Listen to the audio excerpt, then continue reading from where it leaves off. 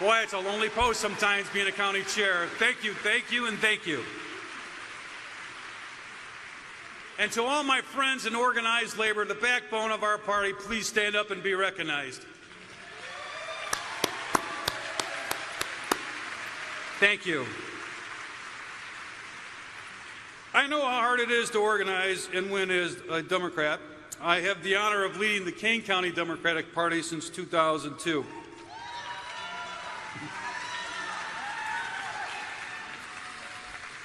If you remember back then, people didn't think that Kane County would ever be blue.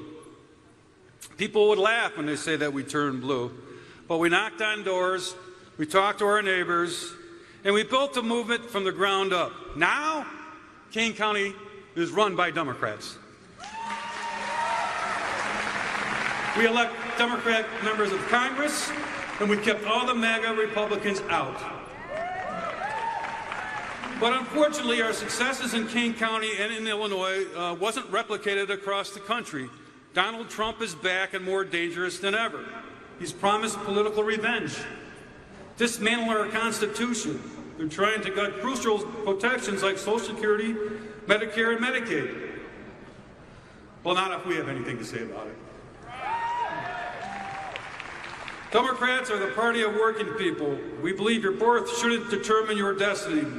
We believe in protecting your right to vote, your right to choose, your right to organize, and your right to live in a country where truth and justice still matter. We are the party that never gives up, no matter how hard the circumstances are.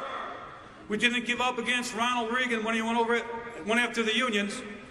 We didn't give up when George W. Bush spent time ruining our military in Iraq, and we certainly aren't going to give up against Donald J. Trump.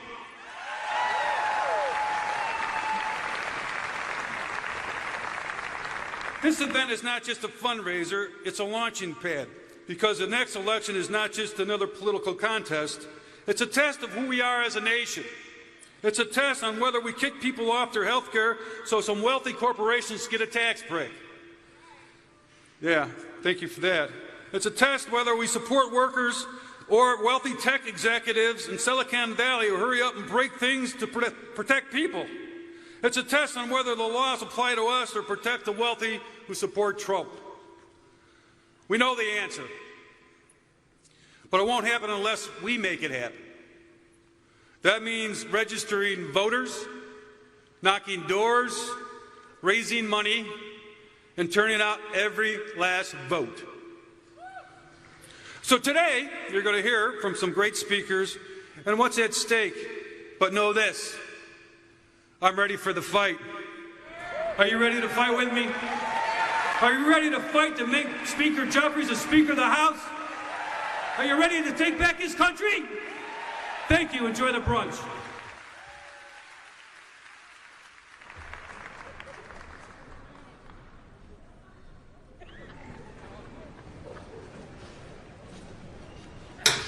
Let me look at my notes right quick. 35 years. I've been doing this a long time.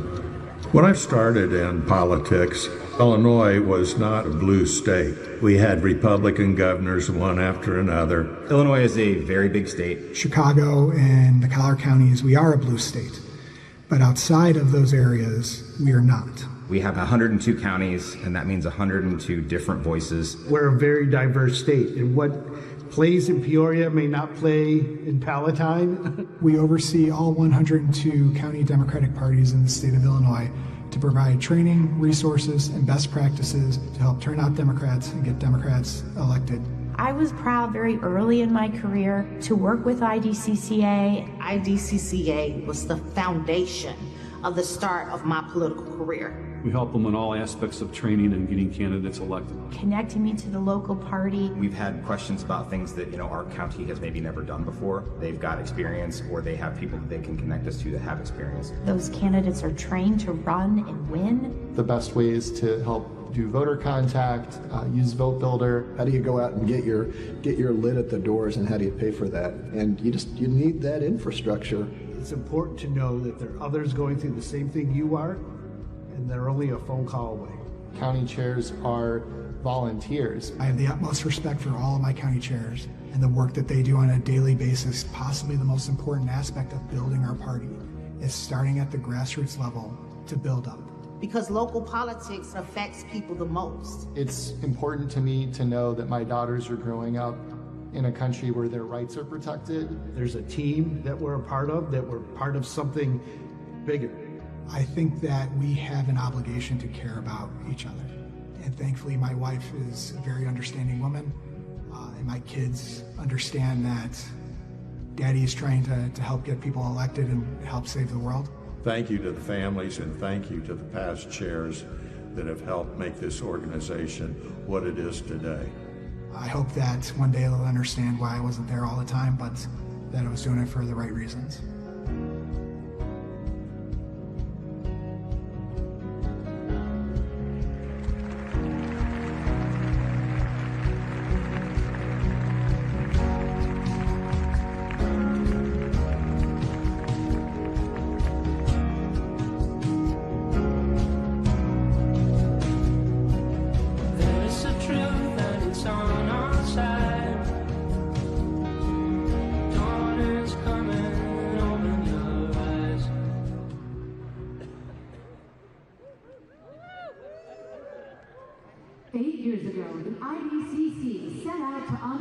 Members who have dedicated themselves to building our Democratic Party throughout Illinois.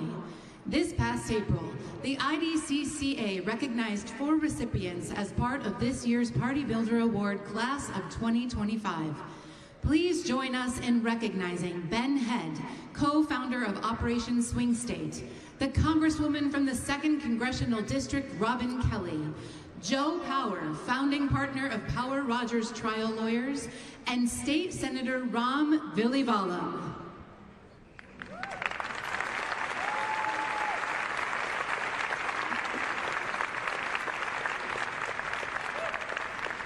Known as a Democratic and union activist throughout Central Illinois, Terry Redmond has served the Democrats of DeWitt County as county chair since 2000. He has gone on to be elected Vice President of the IDCCA and also serves as the 15th Congressional District State Central Committeeman. A union man at his core, Terry has been a union steward for Local 881 UFCW, SEIU Local 73, and Teamsters Pro Tech Division. Please welcome to the stage, Class of 2025 Party Builder Award honoree, Terry Redmond.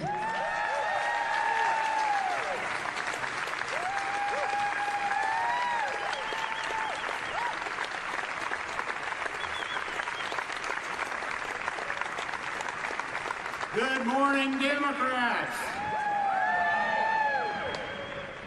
My name is Terry Redmond, and I'm proud to serve as the county chair for DeWitt County. Been doing that a lot of years, and I love it. I'm also the State Central Committeeman for the 15th Congressional District, which is 35 counties, and I represent them for the Democrat Party of Illinois. I'm honored to be here with you and so grateful you have recognized me with this award. I want to say thank you to Senator Richard Durbin for his years of service. Yes. For his years of service to our state and for doing the hard work that allows people like me to succeed at building the Democratic Party. Every time we ever needed anything, Senator Durbin was there, always. He's been doing this as long as I have. But thank you, Senator, from the bottom of our hearts for everything you do. We will certainly miss you.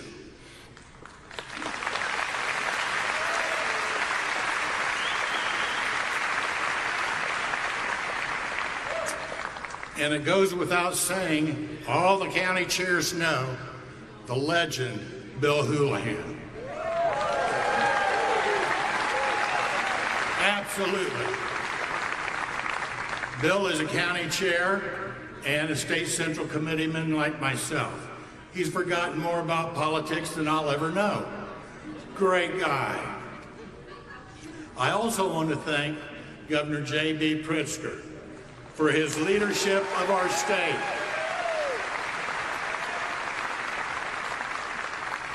Governor, you're a true friend of the working people, and this room is a testament to the work you've done.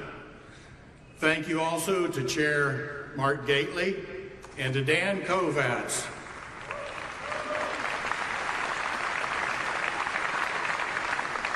We couldn't have this without the work of the one-man gang, Dan Kovatz. But the people I need to thank most is my family. I wouldn't be standing here without the grace, the patience, and the strength of my children, Echo, Charlia, and Logan, and my wife, Camille, which many of you know. We're kind of like the Bill and Hillary. I'm Hillary's husband. Politics takes you away from home, from dinners, from birthdays, and quiet evenings. My family has shared me and their mother with the Democratic Party to help make our state better. I also have to thank the man who first gave me the chance to get into politics. His name was Bob Coomer. He was a DeWitt County chairman. He was a rough old goat. He was a World War II veteran, and he didn't mince words. Bob was fantastic. He fought in the Pacific during World War II. He came out of the war, became a union organizer, and a longtime chairman of our local party. He believed in service, in solidarity, and in standing up for the little guy.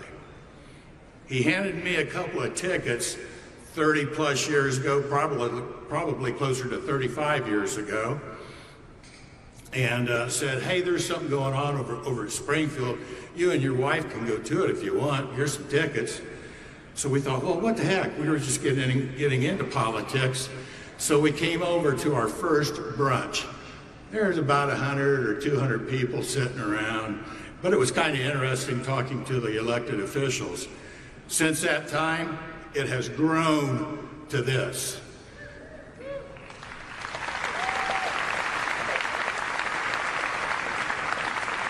But that little gesture from Bob Coomer on giving me those tickets changed my life. I've been coming to this brunch ever since. Like many of you, I didn't come to politics because it was easy. I came to it because it's where you find your voice. My father died at age 43 from asbestos exposure. And when I looked at which party was fighting for worker protections, it sure as hell wasn't the Republicans.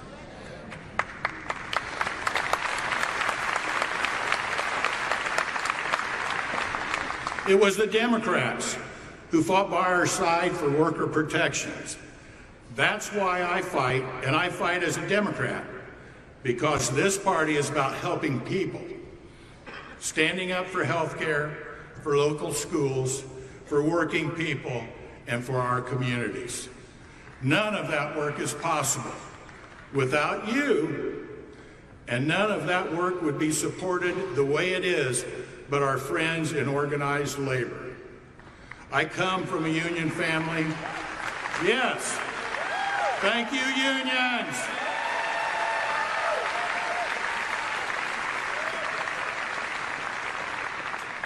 I come from a union family.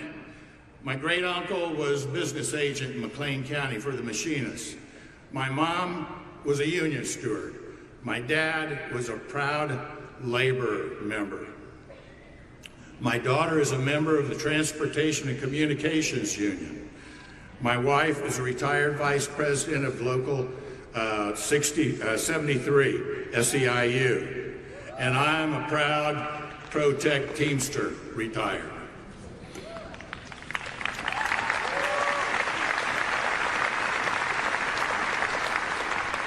We are union through and through, and I especially want to say thanks to my brothers and sisters. Thank you. Thank you for building the middle class. Thank you for fighting and winning good wages, benefits, and a fair society for people well beyond your membership.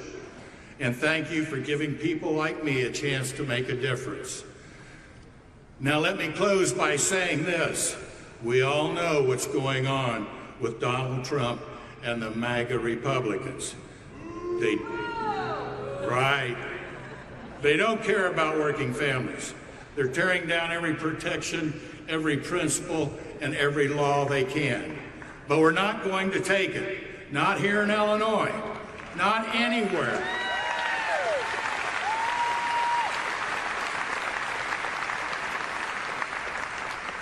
We're going to take back our country because we're going to organize, knock on doors, make the calls, and fight for a country that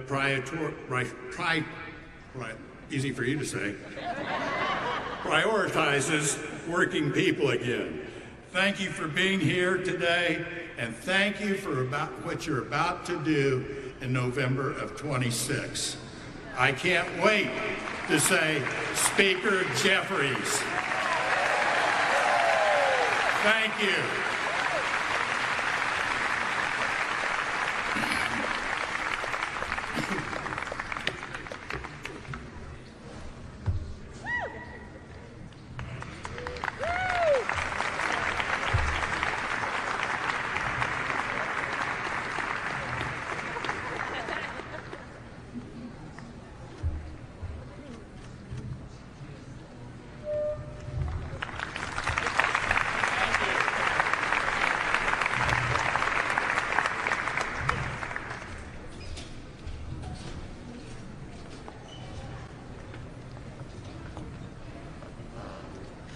Please welcome to the stage the former Congresswoman from the 17th District, Cheri Bustos.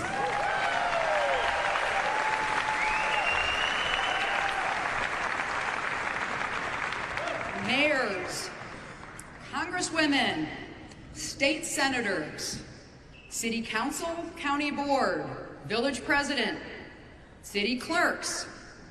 I'm not saying hello, I'm saying that is part of the long list of office holders that our next honorees played a big part in helping to elect.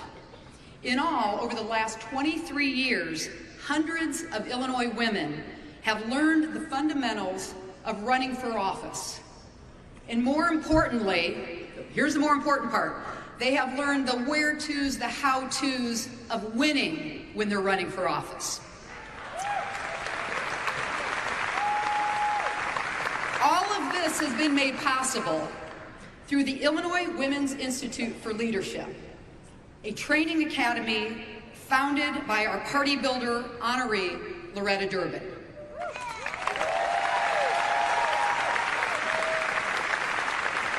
At the 2000 Democratic National Convention, Loretta, looking around and seeing the elected officials there, said, "Why do we not have more women in elected office?" So she puts out a call, and of course, Loretta puts out the call, so you've got 30 great, awesome women Democratic leaders who answer that call and come together. People like Bonnie Ettinger, people like Linda Hawker, Margaret Blackshear, Barb Brown. And with a volunteer team led by Bonnie, seed funding from Senator Dick Durbin, and a leadership team organized by Margaret Blackshear, IWIL was launched. And in 2002, the very first IWIL class had 12 women who were trained by generous political professionals who gave up their time and gave up their expertise. And because of IWIL's generous donors, and I know there are many of you out there, especially in organized labor, the women who go through the IWIL program do so at no cost to every one of them.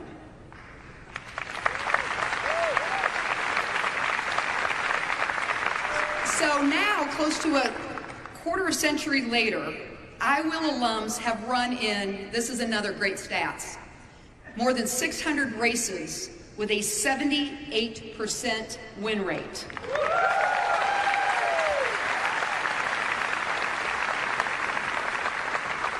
Loretta and Bonnie and Linda and the founding mothers have transformed Illinois politics.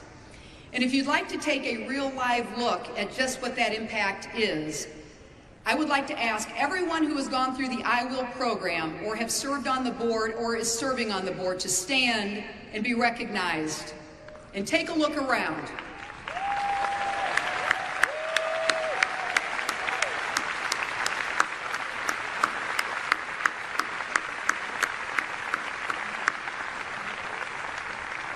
This is what IWIL has meant to Illinois Democratic politics. And this is what Loretta Durbin has done for our party. She's the ultimate team player. She's the ultimate party builder who always gives credit to somebody else for IWIL's success. And as an IWIL alum myself, I can tell you I never would have run for East Moline City Council, nor would I have run for Congress. And by the way, I have a 7-0 winning record. Had it not been for IWIL, and had it not been for people like Loretta Durbin and Bonnie Ettinger and Linda Hawker. So let's, right now, show our gratitude to the three of them and award them this Party Builder Award.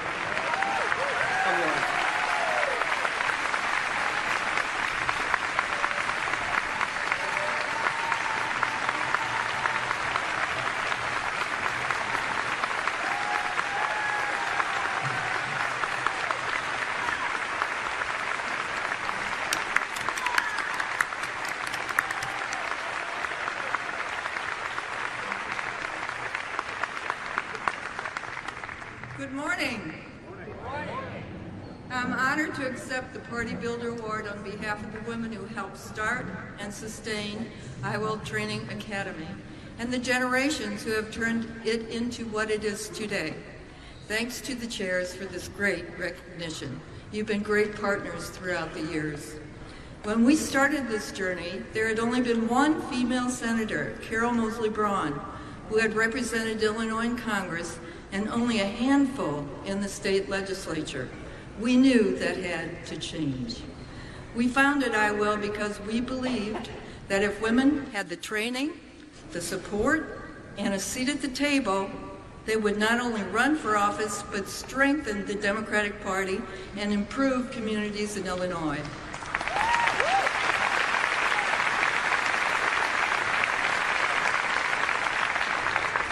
These two women here with me today, Linda Hawker and Bonnie Ettinger, were at the table with me and haven't left. What started as a volunteer-run, bring-your-own-donuts operation is now a professionally run organization with alumni in every corner of the state and at every level of government.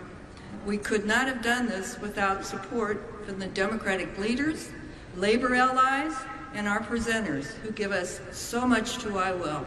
Their time, their expertise, their office space, and of course, their financial assistance.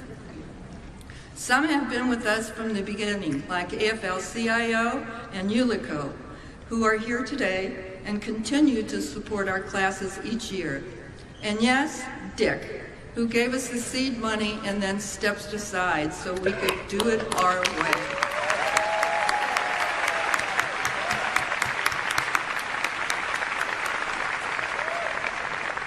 You heard it a few minutes ago when Sherry said it, but it bears repeating.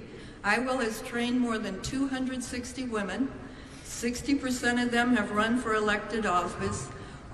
They've run in over 600 races, and I'm repeating this again, 78% success in these elections.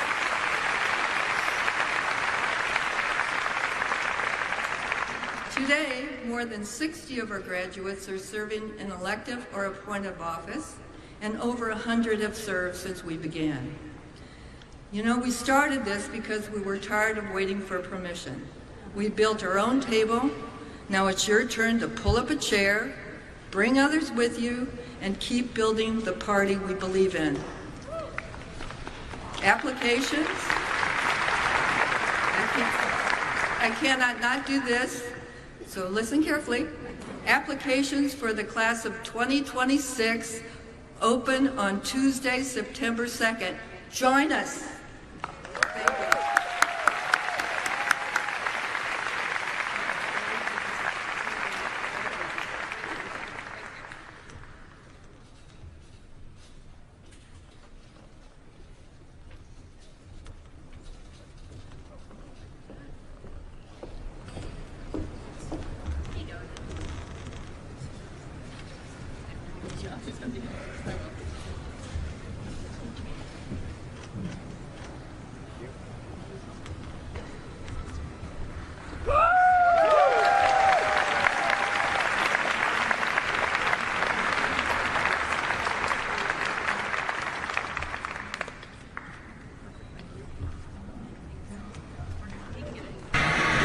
Ladies and gentlemen, let's get ready to rumble!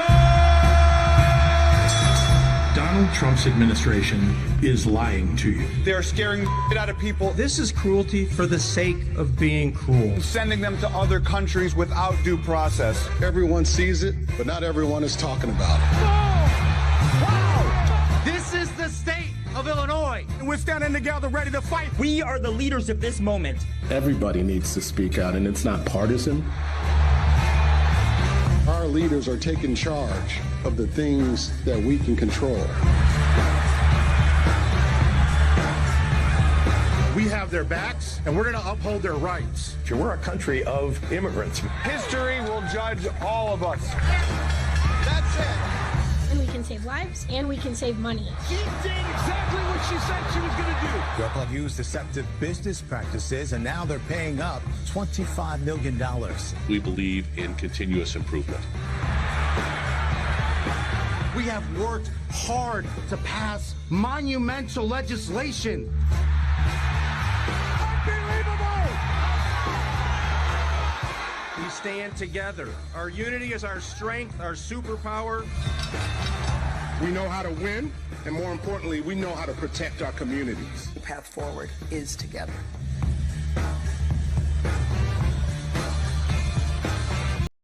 We don't have kings in America, and I don't intend to bend the knee to one.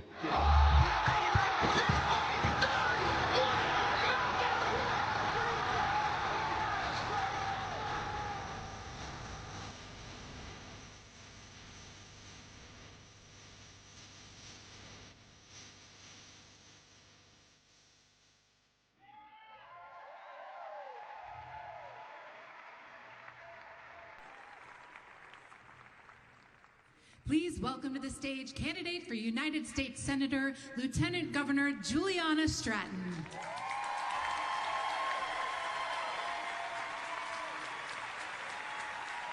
Good morning, Illinois Democrats!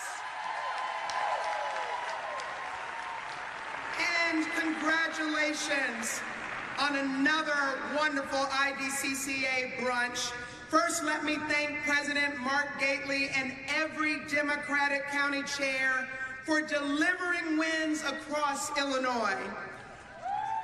And congratulations to this year's party builders, DeWitt County Chair, Terry Redmond, and my friends, the founding mothers of IWIL Training Academy, Loretta Durbin, Bonnie Ettinger, and Linda Hucker. Let's give them another round of applause. You know, as the highest ranking statewide elected graduate in IWIL history, I can confidently say that I would not be here without Loretta. She understands that as we march forward, we have a responsibility to hold the door open for those who follow. That belief is the foundation of my campaign for United States Senate because it's in my blood. My dad, Henry, a Navy veteran, marched from Selma to Montgomery 60 years ago because voting rights were under attack. And now, in 2025, 60 years later, we've welcomed the brave Texas House Democrats to the great state of Illinois because they know, like we do, that voting rights once again are under attack. Donald Trump and Republicans will stop at nothing to drag us backward. Listen, this is not politics as usual. This is a five-alarm fire. Our freedoms are on the line, and the status quo just will not cut it. The day after the last election, I stood with Governor Pritzker and vowed to protect every Illinoisan from the darkness ahead. And what we've said all along remains true today. We have your backs. The future that we deserve requires us to lock arms and move forward as one in the direction that we choose, not the one Trump dictates. That's why my campaign is about carrying our voices to Washington. We cannot win without the people in this room. You know how to work together, how to lean on each other when the cracks of division feel too deep to overcome. County chairs are the backbone of our movement and our greatest weapon in the fight ahead. This is not the time to lose hope or sit on the sidelines. We've been tested before, faced impossible challenges, and weathered once-in-a-lifetime storms. And every single time we've come out stronger because we faced them together. In the midst of the chaos that's coming out of Washington these past several months, how many of you have said these words? I'm so glad I live in Illinois.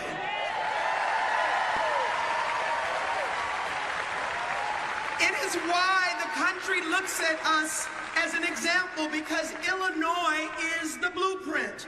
We've protected women's reproductive rights. We've banned assault weapons. We passed the Workers' Rights Amendment. And we enacted nation-leading climate legislation to put us on a path to a clean energy future. That's the bold leadership that I will bring to the United States Senate. If Trump thinks that fear will break us, I've got a message for him. Illinoisans don't scare easy. My 92-year-old dad, Henry, passed the baton to me, to all of us, and now it's our time to stand up and fight. I'm asking you to take this baton with me and run, double down, organize, build the kind of Illinois the rest of the country looks to for courage. And when they tell us to sit down, stand up. When they tell us to be quiet, speak out. And when they tell us it can't be done, tell them, just watch us. Because here in Illinois, we lead, we fight, and yes, we win. Thank you so much for having me. And now it is my honor to introduce a true champion for working families, and he just happens to be the best governor in the nation. Welcome, Governor J.B. Pritzker.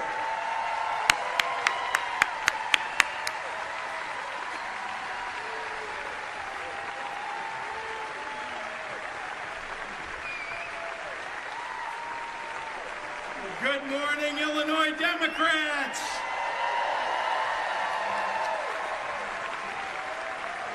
Let's give it up one more time for the real fighter for Illinois, Lieutenant Governor Juliana Stratton.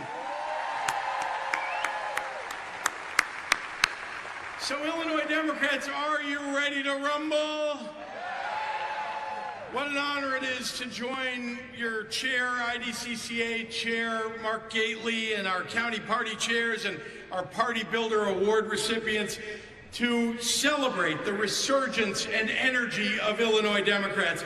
And we've sent two really amazing, really the best people you could to represent us in the United States Senate, Senator Tammy Duckworth and Senator Dick Durbin. Thank you for your service.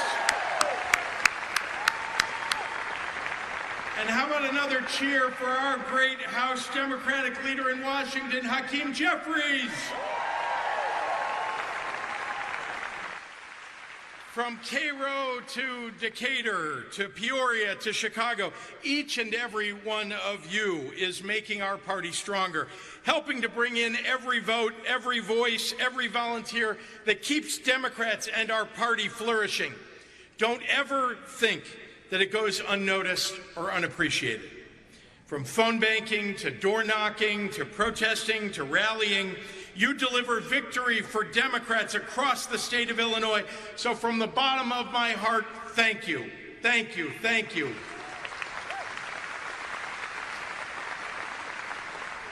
Folks, over the last 6 months, it seems like there's always someone who wants to dissect what went wrong for Democrats on the national stage in the 2024 elections. There are books and op-eds and resurrected ghosts of past Democratic campaigns showing up on Fox News and on CNN, Substacks by anyone with a computer and an opinion, tortured monologues across social media and TV.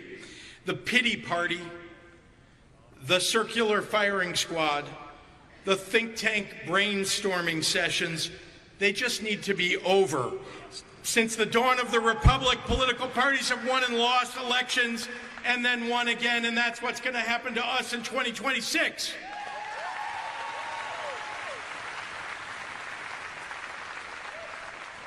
And what I'll say to those who are wondering what's next for the Democratic Party is this. She's alive and well and stronger than ever and right here living in the great state of Illinois. Illinois Democrats know how to overcome hard times. Look what our army of happy warriors here has achieved. We worked our tails off and ousted the Republicans who tanked our state's finances and badmouthed Illinois' working families. We won a supermajority in the House and the Senate, and we won county boards and townships because of you.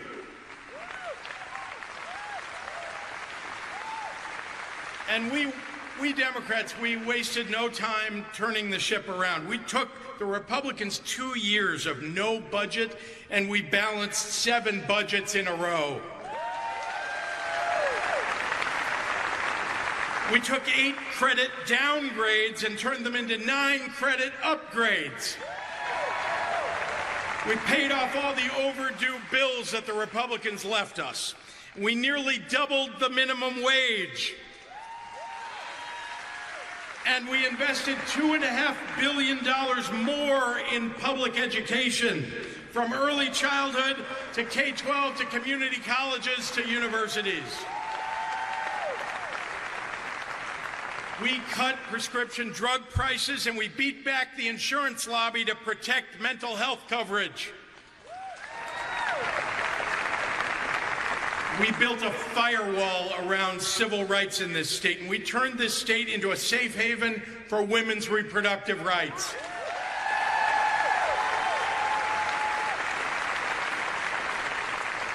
We invested in violence prevention and we reduced violent crime across the entire state of Illinois. And we finally beat the NRA and banned assault weapons.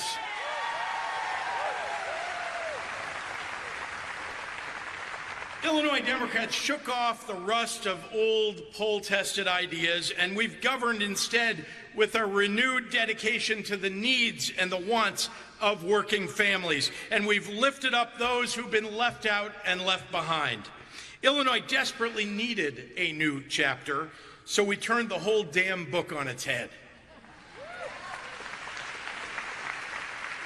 To the pundits and the critics about what direction the National Democratic Party needs to go, I say, take a look at Illinois Democrats.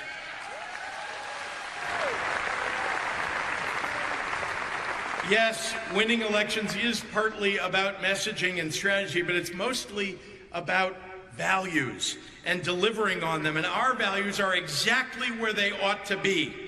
So it's time to stop apologizing when we're not wrong.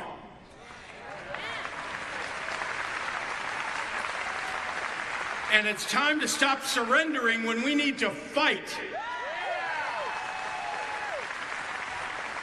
And yes, folks, we are messing with Texas.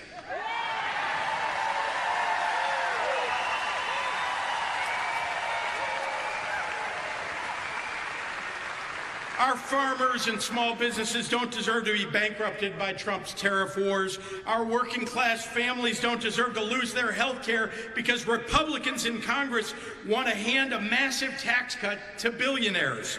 Our federal workers don't deserve to have some 19-year-old Doge bro called Big Balls destroy their careers.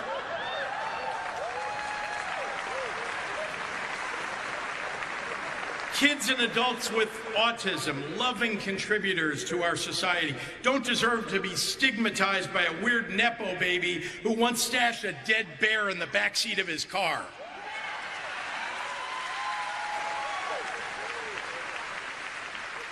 Immigrants who are obeying the law and paying their taxes, hoping one day to become U.S. citizens, don't deserve to be grabbed off the street and shipped off to Libya without due process.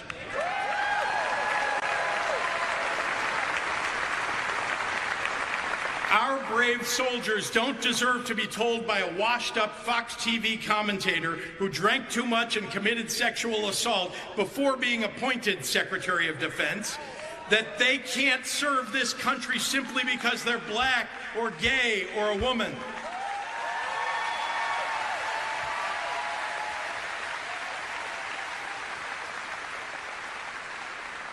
And it is time to end the corruption in the Oval Office. No more gifts from foreign nations. No more bribes from media companies to get mergers approved. No more weaponizing the U.S. Department of Justice to persecute political enemies. No more firing of agency watchdogs or heads of the IRS or labor data statisticians because they refuse to lie for him when Trump doesn't tell the truth.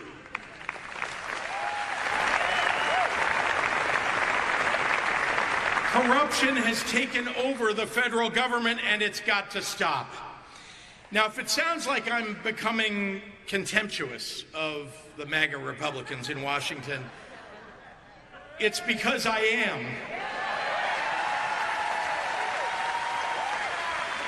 They are an affront to every value this country was founded upon.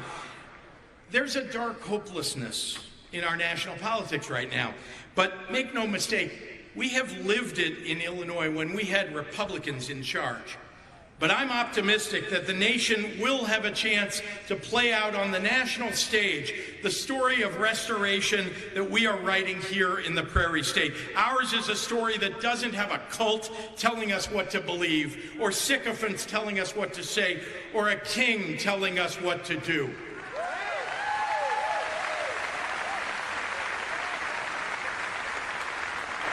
You know, the last time this country faced an existential threat as a nation, well, we were guided by the values of someone who we all in the state of Illinois elected, a son of Illinois, Abraham Lincoln. He brought us together as a nation. And today, the face of a national politics of division, cruelty, and extremism, well, it needs to be stopped, and it can only be stopped by people like the people of Illinois who give hope to the nation by virtue of what we have achieved. Democrats in Illinois show what's possible when we set off on a new course, resolute in the cause of effectuating the goal of life, liberty, and the pursuit of happiness for our people. That kind of change derives not from a blind faith in the inevitability of a better tomorrow, but a fierce belief in our ability to put the hard work in to make it so. That's what Illinois is all about. That's what Illinois Democrats are all about.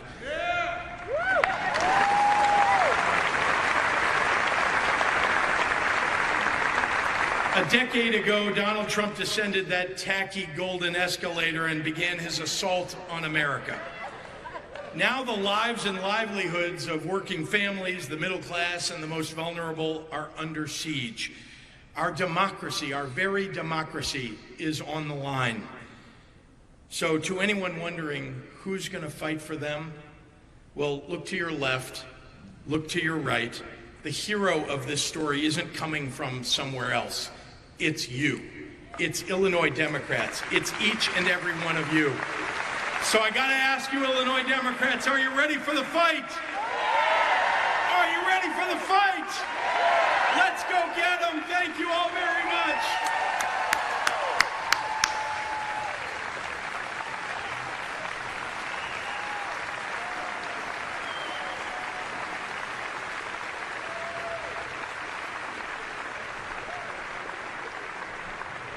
Please welcome to the stage candidate for U.S. Senator, the Congressman from the 8th District, Raja Krishnamoorthi.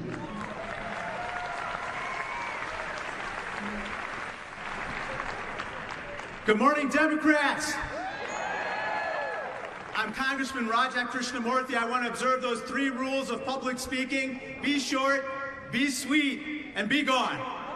3 points. First of all, can you give a big round of applause to Mark Gately and the IDDCA for doing what they did today, putting on this tremendous event.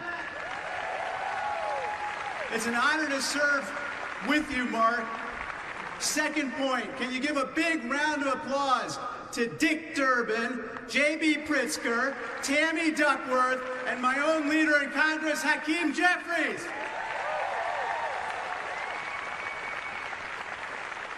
They are dedicated, courageous public servants. It's an honor to serve under you. Third and final point, I am proud to be a Democrat. How about you? I'm proud because of my personal story.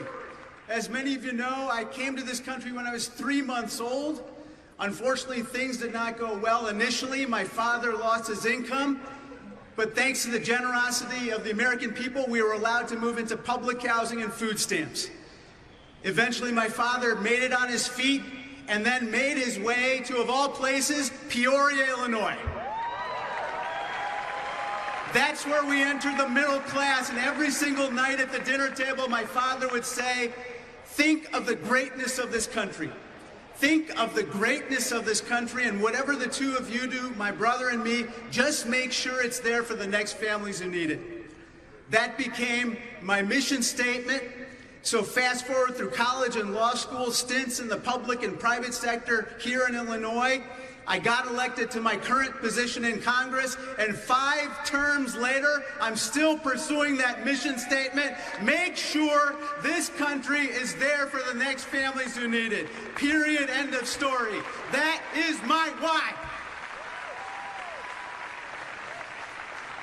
But that American dream is under attack. Just look at my personal story. That legal immigration system that enabled my family and me to immigrate here is being dismantled every single day. That public housing and food stamps is on the chopping block now. And the public schools in Peoria that enabled us a gateway to the American dream are under assault as the Trump administration actually seeks to close the Department of Education. And so the question is this before us. What kind of a government do we want? What kind of a government do we want? Do we want one that's there for those fighting to make it? Or one that's there for those who have it made? I know my answer. We always want a government that is trying to cultivate and nourish the American dream for everyone, regardless of whether you're working poor, middle class, growing a business. Are you with me? And regardless of the color of your skin, where you are come from, how you pray, whom you love, or the number of letters in your name, there are 29 in mine. And so now I seek the Democratic nomination for the United States Senate to preserve the American dream from attack by a Trump administration bent on making sure that people are held down and not being able to reach their full potential. I seek your support. I am honored to be here, and I close with my favorite saying. Yesterday is history, tomorrow's a mystery, but today's a gift. That's why we call it the present. I am honored and blessed to be with you to celebrate the IDCCA, to celebrate all of our Democrats, and to celebrate how we are going to make America and the world a better place. Thank you so much, and God bless all of you. Thank you.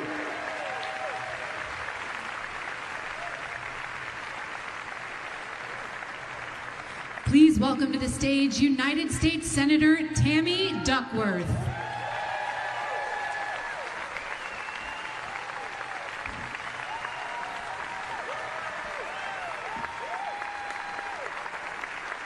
All right. Good morning, Democrats. Good morning, Democrats. It is always so great to be in this room together. It's our chance to see old friends, celebrate our hard work, and prepare for the road ahead. But we could not be here today. We could not be Democrats. We could not be expressing our freedom of speech were it not for our military men and women and the veterans who ensured that we had those rights, who fought for us. So our veterans, stand up. Let's celebrate our veterans. Every veteran in the room, stand up. And now, all of our military families, those of you with loved ones serving in uniform today, stand up and be proud. Thank you for our democracy.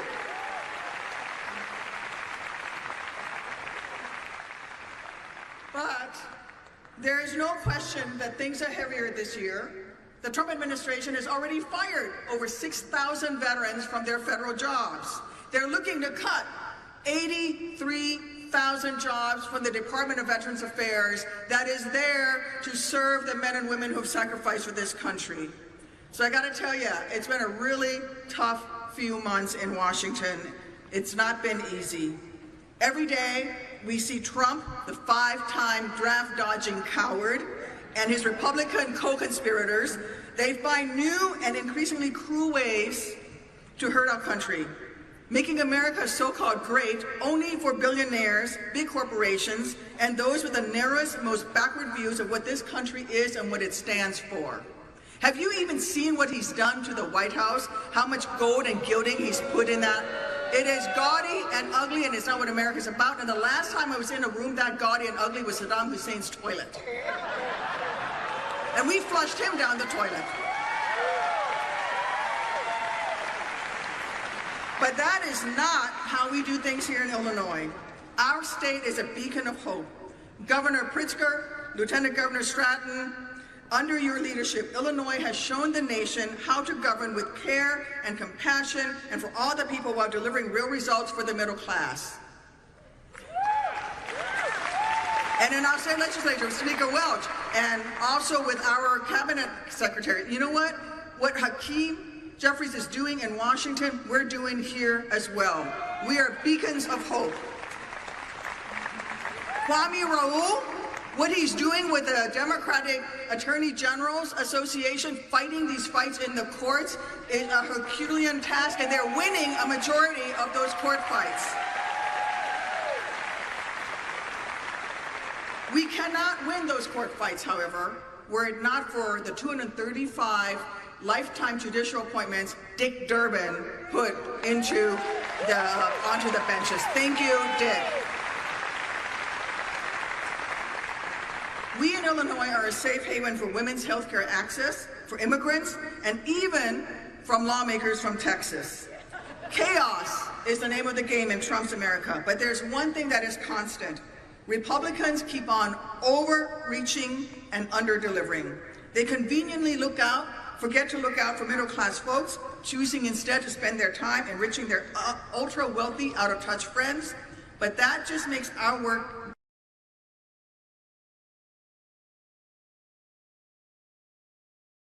500,000 Illinoisans. We will not forget who made it harder to put food on the table for hundreds of thousands of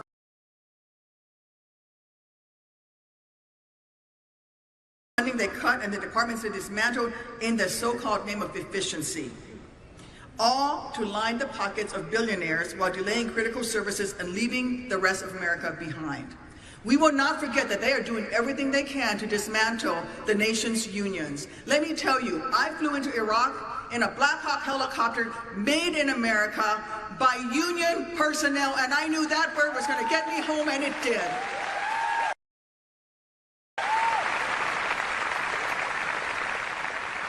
And yet, they are trying to dismantle unions in federal government left and right. Our voices, your voices, matter now more than ever. We cannot let ourselves become disengaged. We have to channel our outrage into action because there is too much at stake. Sure, there will always be people in hallowed halls who try to use their powers to hurt others. But the thing is, the great John Lewis, when I sat on the floor of the House of Representatives trying to get a vote on gun control, the power of the people is always greater than the people in power. And if we want tomorrow to be better than today, we have to come together. We have to use our voices to speak out, even if, and especially when, anyone tries to silence us. The midterm elections are fast approaching, and we already know that the Republicans are terrified. That's why they're trying to rig the system in their favor across the country, so that the voices of people can no longer be heard. But we are not going to let that happen. We will keep speaking up. We will keep making noise, and we will keep fighting every single day for Illinois, but also for the United States of America. Because the story of America is a story of resilience, of redemption, of being knocked down sometimes, yes, but never knocked out, because we are there to lend each other a hand. That is what Democrats do. When you are on your knees and you're not giving up, Democrats are going to be there to help you get back up on your feet, and we're going to fight right back. So are you with me? Let's get to work. We got a lot of work to do. Thank you, Democrats.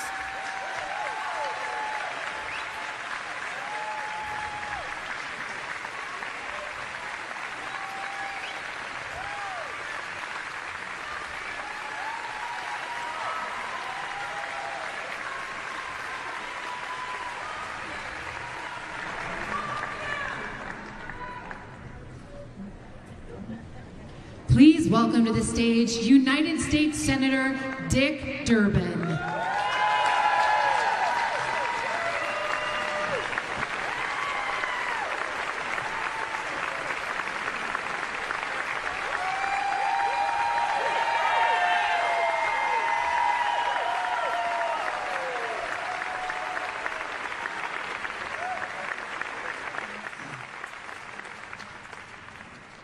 Hi.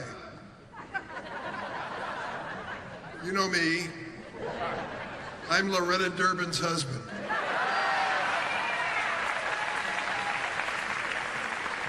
Upstaged by Loretta at this stage in my career. It's about time. Love you. I think back how I got to this stage, and I don't want to reminisce because there's not much that holds an audience when you tell personal stories over and over. But I do want to say a few things. My mother was an immigrant to this country. She was brought here at the age of 2 from a country called Lithuania. And her family thought that the land of opportunity, the place to go in America, was East St. Louis, Illinois, which is where I was born and raised. Let me tell you about the Durbins of East St. Louis, Illinois. We were Catholics, members of unions. We ate fried chicken after church on Sunday, drove Ford automobiles, and we were Democrats. I learned that lesson from my family early on, and thank God I did. Probably the most important lesson that they taught me, the difference between Democrats and Republicans. It has really guided my life and my career and my public life. I think about why we gather here, and I particularly want to thank one person on my staff who has been the leading light for the Democratic Party of our state for so long, Bill Houlihan. You stand up, Bill. And his wife, Cindy.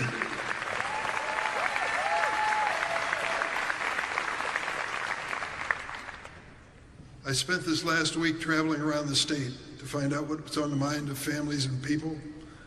You've heard a lot from my colleague, whom I dearly love, Tammy Duckworth. But let me tell you what I heard this week as I traveled from Chicago to Springfield. We heard that a major hospital in Chicago is closing. Sadly, there are others that will follow, even downstate. We learned that hospitalization insurance premiums are going to go up 65% for many of our neighbors. We also learned at the same time that 2 major health insurance companies are leaving the state of Illinois. This is barely 2 weeks after the passage of the so-called Big Beautiful Bill. We told this president and the Republicans, if you ignore the fragile situation with health care in our nation, ordinary people will suffer. I can tell you losing your health insurance is something you never forget. Loretta and I got married after my first year in law school, and God sent us a beautiful little girl a few months later, 9 months and 30 minutes, I say. She was as sweet and wonderful as can be, but she had a medical challenge, a serious medical challenge. I was a law student with no health insurance. We ended up sitting in Children's Hospital in Washington, D.C., where I was going to school, in the charity ward, waiting to see what doctor would come through the door. We had no insurance. That was our option. Luckily, she got good care, and I was glad of it. But I never forgot, as a father and a husband, those days without health insurance. You feel so damn helpless. And now we're being told by the Congressional Budget Office that more than 10,000 Americans are going to lose their health insurance. What a heartbreak for those people, what they're going to have to go through. And what is it for? For Donald Trump's tax break for the wealthiest people in America. A family that loses its health insurance will never forget it. $346,000 tax break for Elon Musk. He'll never even notice it. That's the reality of the situation. My friends, this election coming up is important for us to take back the House. I thank Hakeem Jeffries for accepting the invitation today. We've got to make sure that we have quality candidates running for every office in our state and around the country. I was pleased to learn yesterday that Sherrod Brown is going to run for election again as United States Senator in Ohio. And there will be others. We've got to be generous to them and help them every step of the way. So let me close by saying this. It's an honor to represent you. This is a long goodbye. I've got 1 year and 4 months left. You're going to see me some more. But I'm going to tell you, I'll never forget this party, this state, and what you've meant to my life. It really has made a difference, and I hope I have too. Thank you all.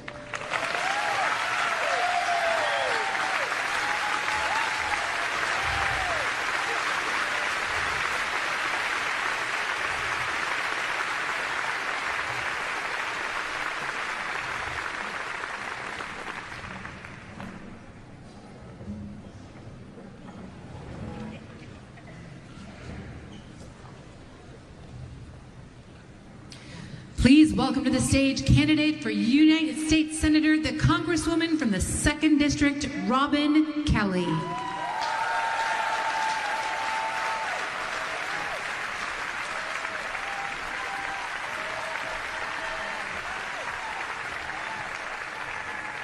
Good morning, Illinois Democrats.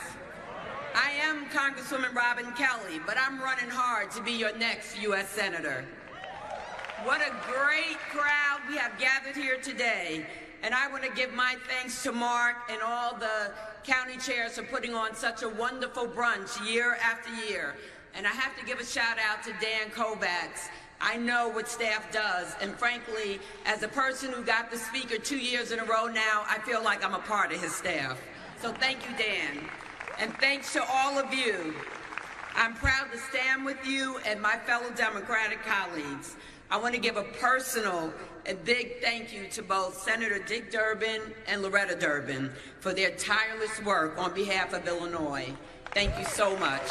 Thank you for all the lives that you've impacted. Thank you to Bonnie and Linda, and of course, again, thank you to Bill Houlihan. You are simply the best, so thank all of you. I also want to give a shout out to 2 of my former colleagues. A shout out to Susana Mendoza. We know she's not running for comptroller again, and I just want to thank her for all of her work. And we can give her a round of applause. And also thank you to AG Kwame Raoul and all the Democratic AGs across the United States. It's because of them our democracy hasn't completely been torn apart. I don't need to tell you, any of you, that we are at a serious crossroads in our country. Trump and the GOP are on a cruel, vengeful, just evil rampage, trampling democracy and ripping away people's rights. You know the people from Texas are here. They're standing up to the real threats to our democracy. And not just for Texas, they're doing it for all of us. They deserve much applause and much thank you because they're trying to save us. We don't need to look any further than the big, ugly betrayal of a bill that became law. That horrible law will impact everyone's life except if you're the well-off and well-connected. But know that we are fighting back in D.C., and I'm one of those fighters. I've been an effective leader on every level of government. I have proudly served my district for 12 years. My district is a microcosm of Illinois, urban, suburban, and rural. From the south side of Chicago to the 4,500 farms in my district. I know Illinois. I know how to deliver, and I have delivered. I'm no stranger to a fight, and I'm no stranger to getting things done. I stand beside Hakeem Jeffries to stand up to Trump, special interests, and his billionaire friends. I took on the powerful gun lobby to pass the first major gun safety legislation in 30 years. I passed numerous bills around health care. I brought the issue of maternal mortality and morbidity to the United States Congress. I've supported our workers with bills aimed at improving the workforce and economic development. I have a 100% voting record with the union. I know that times are tough for too many people, and frankly, they're pissed off. I'm pissed off. But we know Donald Trump and his cronies aren't going anywhere soon. So it is critical that we have leaders who can build and keep strong relations in the House and Senate, that are able to work across the aisle to get things done as long as we don't give up our values, to hit the ground running on day one, and to bring proven and effective leadership to the Senate. But what can you do? I ask you, please don't grow weary. That's what they want you to do. They want you to get lost in the chaos, but we don't have time for anyone to be on the sidelines. We may be fighting with one arm behind our back, but as I say, I'm fighting till this arm falls off and I'm gonna start kicking. But I need all of you to start kicking with me. People have said so many times, Robin's too nice, Robin's too nice. I am nice, I'm a very nice person, but believe me, I am a fighter. And those who I fought, they know I'm a fighter. I'm not afraid to show up, speak up, or stand up if it means doing the right thing, no matter who the bully is. But this moment demands more than just fighting. This moment needs a leader who can achieve real results, and I have done just that. I am a workhorse, I am not a show horse, and that's what we need in the Senate. So let's do this, Illinois. We are all in this together. Let's move our state and country forward. And as the late, great John Lewis said, it's time to get into really good trouble. Really good trouble. So let's do it.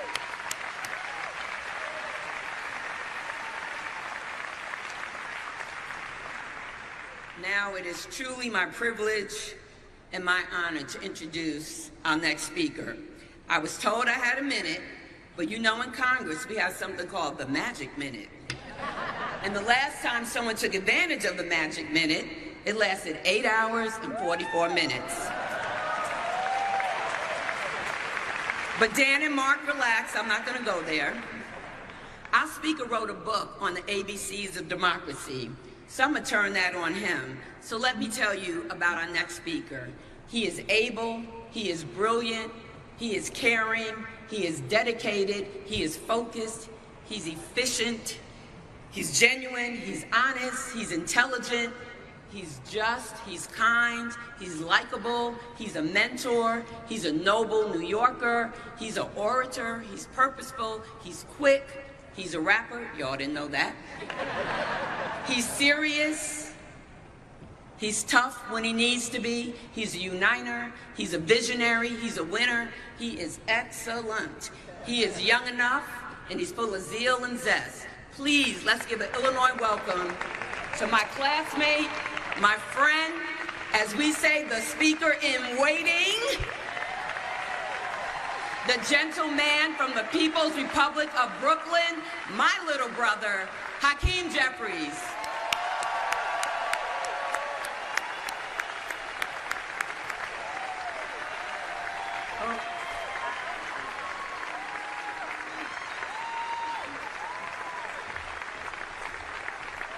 Good morning. Good morning, Illinois. Is the Illinois Democratic Party in the house right now? Are the county chairs in the house right now? Are you ready for Democrats to win up and down the ballot next year? And are Democrats ready to make sure that we take our country back? What an honor and a privilege to be here with all of you. Thank you so much for the incredibly warm welcome. Thank you, Mark Gately. We really appreciate you and your incredible leadership.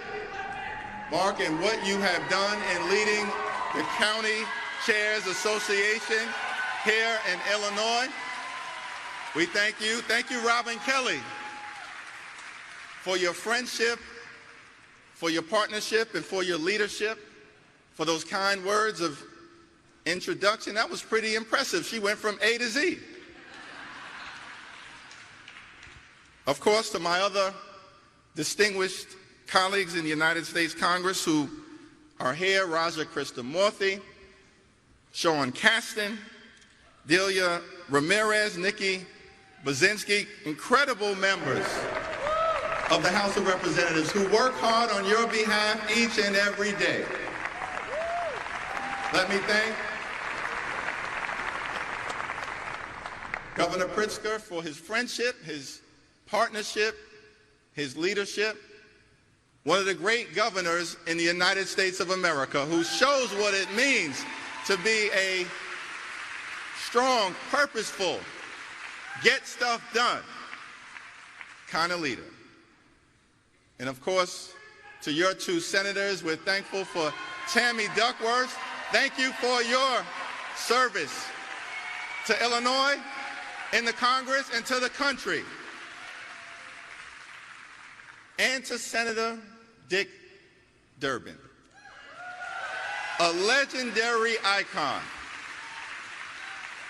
So appreciative of all that Dick Durbin has done for this state and for the United States of America and the world, decade after decade after decade. And Dick Durbin, you know, he's had an incredible number of titles throughout the years. Of course, now the senior senator of this great state, chair of the Senate Judiciary Committee, the Democratic whip in the United States Congress, but the one that I'm most affectionate about is his title as a former member of the United States House of Representatives. Because we believe, y'all, all good things start in the House, as Dick Durbin has demonstrated. But we're appreciative to him for his strategic leadership, for his strength. And Dick Durbin has proved year after year that he's as smart as a whip. Some of y'all will get that on the way home. Thank you, Senator Durbin. Thank you, Tammy. And of course, to Kwame Raoul, who's doing an amazing job. Juliana. Kwame's doing an amazing job. Juliana, the Lieutenant Governor. All of the state and county, local, town, elected officials, activists, volunteers, members of organized labor, so appreciative of what all of you have represented, the work that you are doing each and every day, every week, every month, during these incredibly challenging times that we live in here in America. You know, when my two sons were a little younger, one was 9, Jeremiah, the other was 6, Joshua. Jeremiah played travel baseball, and for those of you who have been parents to children who play travel sports, you know, travel sports will take you all over the place. Often beyond the beaten path. And one Memorial Day weekend, Jeremiah had a baseball tournament at a small little town in the Northeast, in the New England region. And I said to Jeremiah and his youngest son, Joshua was 6 years old at the time, that I was going to take him on the trip with his older brother, a weekend trip to this travel baseball tournament, and that it would be like a vacation. What did I say that for, y'all? Because Joshua had visions of Atlantis. We go on this trip, finally arrive, we pull up to the motel where we're staying at. And Joshua, 6 years old, looks at the motel, looks at me, looks at the motel, and then looks at me. And listen, y'all, that motel, it was a shaky situation. So finally he says to me, "Oh my God, Dad, this is a debacle."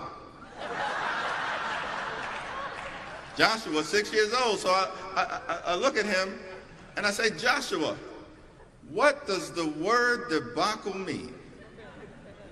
He says, "I don't know, Dad. It's something bad." I think this is the moment that we're in right now, Illinois Democrats.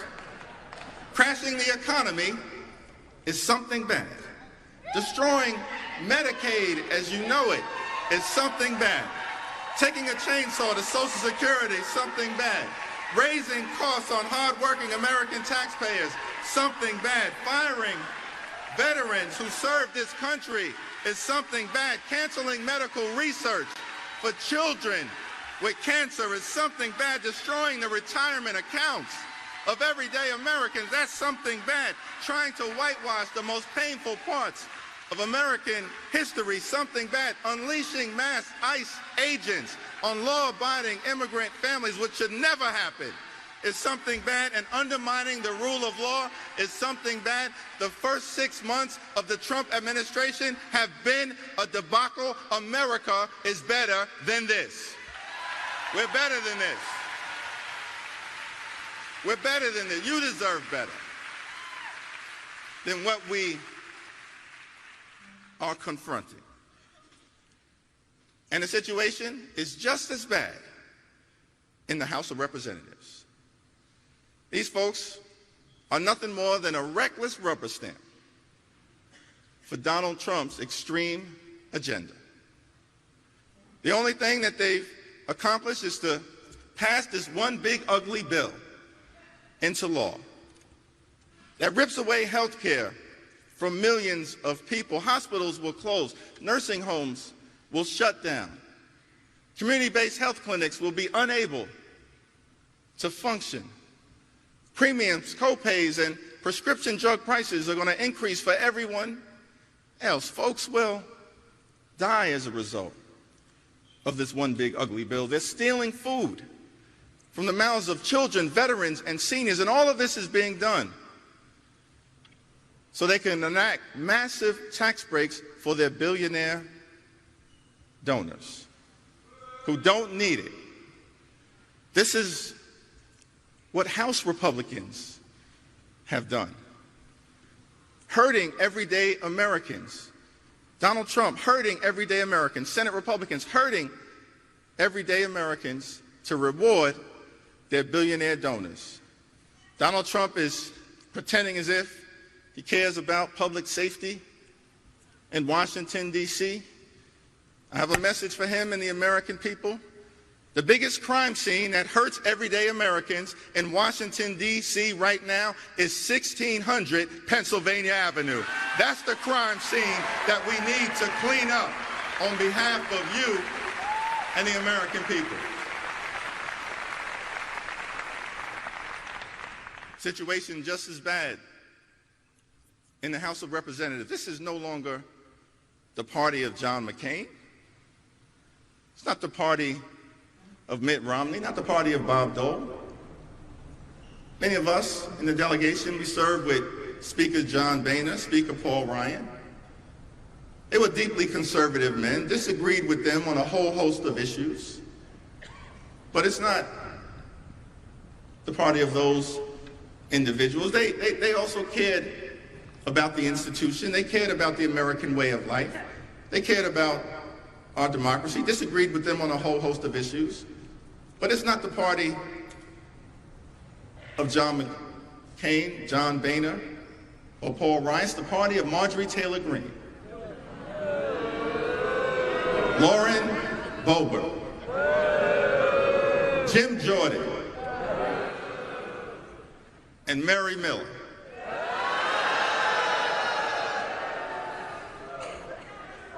I mean, who knew I would miss John Boehner and Paul Ryan so much? But this group of people, acting like nothing more than a reckless rubber stamp in the House and in the Senate for Donald Trump's extreme agenda. Our view as Democrats is very different. We don't work for Donald Trump. We don't work for J.D. Vance. We don't work for Elon Musk. We don't work for billionaire donors. We work for all of you, the American people. And that is what will continue to drive us as we move forward. Big difference between who we are as Democrats and what the other side, the extremists, the MAGA extremists, represent. We want to move America forward. They're trying to turn back the clock. We want to bring people together. They are tearing America apart. We believe in truth and reconciliation. They want to cancel our history. We fight for the people, they fight for the privileged few. We believe in unions and the right to collectively bargain. They want to destroy our freedom to negotiate. But here's a newsflash, straight out of Congress. Democrats will stand with organized labor today. Democrats will stand with organized labor tomorrow. Democrats will stand with organized labor forever. We are the party of organized labor. Your values are our values, and our values are your values. And no one has done more to bring to life the American dream than our partners in organized labor. We stand with you now and forever. That's who we are as Democrats, the party of everyday Americans, of hardworking American taxpayers. We believe that hard work should be rewarded, that everyone should be able to make a living wage, and certainly that the minimum wage, $7.25 an hour in America, is unacceptable and needs to be raised.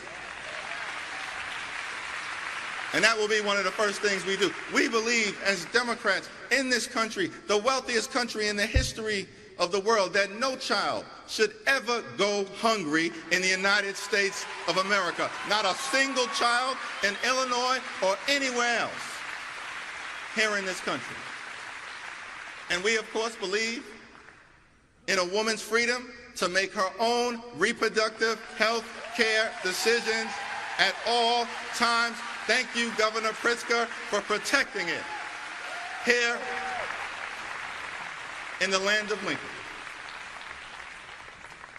And of course, as Democrats, we recognize that America, most importantly, is too expensive. That far too many people are struggling to live paycheck to paycheck. Barely can survive. Impossible for so many people to thrive. Donald Trump promised that they would lower costs, in fact, on day one. But here in America, costs haven't gone down, costs have gone up. Inflation is on the way up. Job creation is coming down. They have failed to keep their core promise of making life more affordable for the American people while they enrich their billionaire donors. As Democrats, we understand that it's time to build an affordable economy. We have to lower the high cost of living in the United States of America, and we need to do it now. We also recognize that we have to fix our broken healthcare system, make sure that everyone has access to high-quality, affordable healthcare whenever and wherever you need it. And yes, as Democrats, we're going to focus on cleaning up corruption in Washington, D.C., and make sure we deliver a government of the people, by the people, and for the people. Clean up corruption in Washington, D.C., which is hurting everyday Americans. As Democrats, we believe in rewarding hard work, that when you work hard and play by the rules, you should be able to live a comfortable life, live the good life. Can I break that down for you? Good paying job, good housing, good health care, a good education for your children, and a good retirement. Live the good life. Good housing, good paying job, good health care, good education for your children, and a good retirement, which means as Democrats, we're going to continue to stand up and make clear to our Republican colleagues, keep your hands off the Social Security and the Medicare of the American people. Those aren't entitlement programs. Those are earned benefits. You work hard for those benefits. You deserve those benefits. You've earned those benefits, and we're going to protect those benefits. Hands off.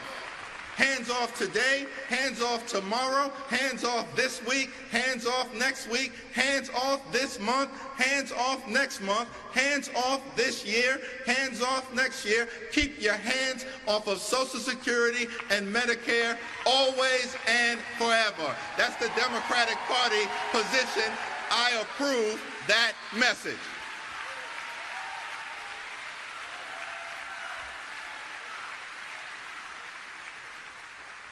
And so, these are challenging times. We're in a more is more environment. As Democrats, as all of you have been doing, we're going to have to continue to do more.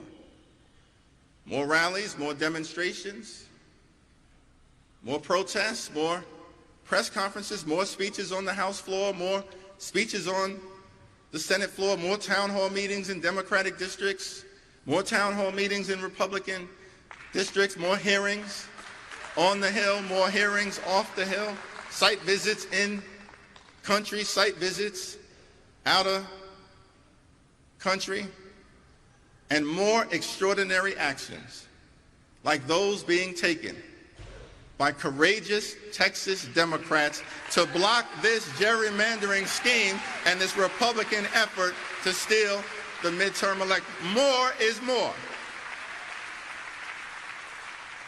And that's our charge. That's our collective promise to each and every one of you. But let me say, as I prepare to close, that as someone who grew up in a working class neighborhood, union household, both my parents, union members throughout their entire careers, I'm proud to be a Democrat. Proud to be a Democrat. We've made some mistakes. There's some things that we've got to improve on. That's the reality of life. Churchill once said that success is not final, failure is not fatal. All that matters at the end of the day is the courage to continue. I've put it a different way. Robin knows this. A knockdown is different than a knockout. That's the Hakeem Jeffries remix, y'all. Success, not final, failure is not fatal. All that matters is the courage to continue. Of course, there's some things that we can do differently. But I'm proud to be a Democrat because we are the party that is actually committed to making life better for everyday Americans. We don't just talk about it, we are about it. We have a track record that demonstrates it.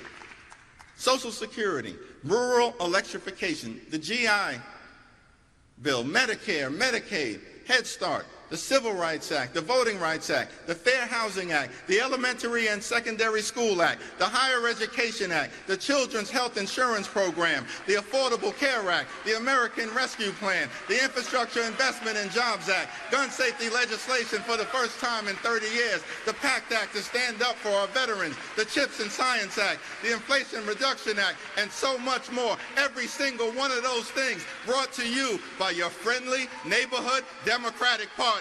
I'm proud to be a Democrat. We have a track record of accomplishment. We don't just talk about it, we are about it. And we should embrace that history as we travel along the journey and continue to do more on behalf of the American people. And we also believe that in this country, we are a nation of immigrants. We are a gorgeous mosaic of people who have come from all across the world. John Lewis, who we served with, would say to us that we may have come over on different ships, but we're all in the same boat now. I like that. Think about it. We're white. This room represents, we're white, we're black, we're Latino, we're Asian, we're Native American, we're Christian, we're Jewish, we're Muslim, we're Hindu, we're religious, we're secular, we are gay, we are straight, we are young, we are older, we are women, we are men, we are citizens, we are dreamers. Out of many, we are one. That's what makes America a great country. And no matter what kind of xenophobic behavior is coming from the other side of the aisle, we're not going to let anyone take that away from us. Not now, not ever. One nation, under God, indivisible, with liberty and justice for all. That's the United States of America, and that's the country we're fighting hard to preserve. Fighting hard to preserve. So this last observation about democracy, the moment that we're in, the American way of life, what this struggle at the end of the day is all about. Story is sometimes told of that moment in 1787, the Convention Hall in Philadelphia. Framers of the Constitution completed their work. And Ben Franklin, one of the great thinkers of all time, he emerges from this convention hall and he's approached by a woman named Elizabeth Powell. Miss Powell was the first lady of the city of Philadelphia, close friend of George and Martha Washington's, prominent philanthropist at the time. She approaches Ben Franklin after they completed their work and says, "Dr. Franklin, what have you gentlemen just done? Have you created a monarchy or a republic?" And Dr. Franklin famously responds, "Mrs. Powell, we've created a republic if you can keep it." Think about that a lot during these challenging times. Dr. Ben Franklin expressing skepticism about our collective ability to maintain the republic. And he expresses that skepticism at a triumphant moment. America had just defeated the British Empire, the world's greatest superpower at the time. And yet Dr. Franklin, when he's asked this question by Elizabeth Powell, responds with a healthy degree of skepticism. Why was that the case? I think it's because everything that was done in that convention hall, checks and balances, separate and co-equal branches of government, the independent judiciary, the free and fair press, the preeminence of the rule of law, all of those values, all of those ideas, all of those institutions had never before been put together in one form of government in the history of the world. And so perhaps the framers were somewhat skeptical about America's ability to maintain it. But the majesty of our journey, the incredible part of American exceptionalism, is that year after year, decade after decade, century after century, we've kept this democracy thing going. But now, perhaps, for the first and only time since the Civil War, all of those values, all of those ideas, all of those institutions are under assault, not from without, but from within. Mrs. Powell, we've created a republic if you can keep it. That's the question that all of us now, as Democrats, as citizens, as community leaders and activists and elected officials, that all of us are called upon to answer at this moment. We've created a republic if you can keep it. But we also know from our history that we're a resilient country, that when times are tough, just enough of us have been able to, over and over and over again, stand up and show up and speak up for what is right. That's what all of us are now called upon to do, have been doing, certainly here in the great state of Illinois. Stand up and show up and speak up for what is right. And I'm very clear about things. They want us to step back, but we're here to fight back for an America that is the best version of herself. The Democratic Party is not the minority party. We are the opposition party fighting for a better America, even in the midst of all of the challenges. They want to cancel our history so we don't learn from our history. But we can learn a lot from the resilience that so many people have showed of every race. We saw this during the Civil Rights Movement, which of course started when Rosa Parks sat down on that bus in Montgomery, Alabama. She sat down so that everybody else could stand up. And it started the Civil Rights Movement during a very tough time. And in those early days of the Civil Rights Movement, those first few months, they were under significant oppression. Dr. King, Rosa Parks, so many others. People of different races, of different religions who flocked down south. They were arrested, they were prosecuted, they were detained. Some thought it hopeless that change was possible. And during those early days of the Civil Rights Movement, Dr. King famously, a few months after it started, came to a church, the Concord Baptist Church in Brooklyn, New York. And he knew that some people were discouraged, and so he said to them that they've got to keep pressing on. He said, if you can't fly, run. If you can't run, walk. If you can't walk, crawl. But press on and keep pressing. And at this moment in time, Illinois Democrats, that's our charge. We've got to press on.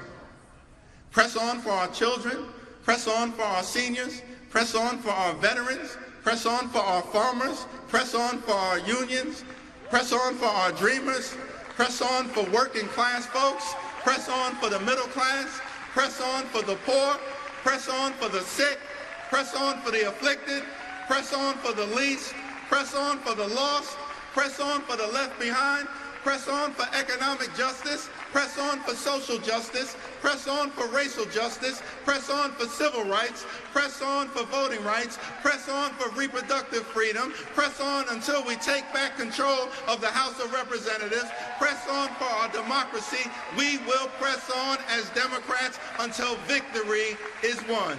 God bless you. God bless the Illinois Democratic Party and the County Chairs Association, and may God continue to bless the United States of America. Press on until victory is won.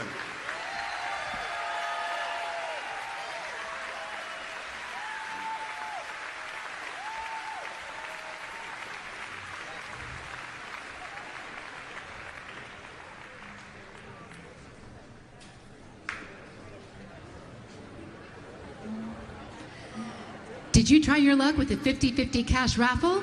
If so, get your raffle tickets out as President Mark Gately draws the winning ticket, joined by IDCCA Executive Director Dan Kovatz and his son, Joey Kovatz.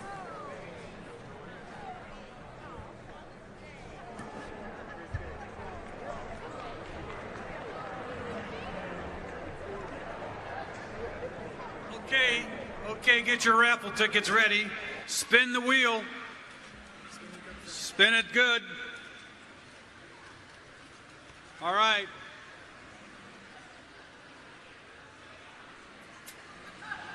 Pull out the winner, Joey. And the winner is Kathy West, Carbondale, Illinois. So you win $6,000. Half of the $12,000.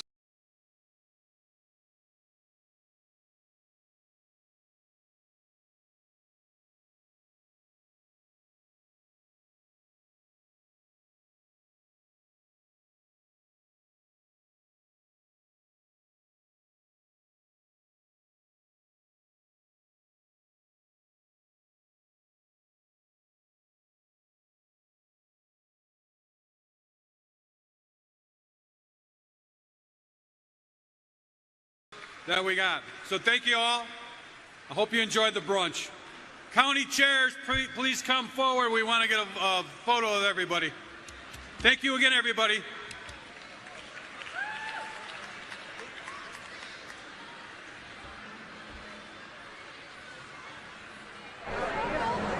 Thank you for joining us today for the County Chairs Brunch. Make plans to join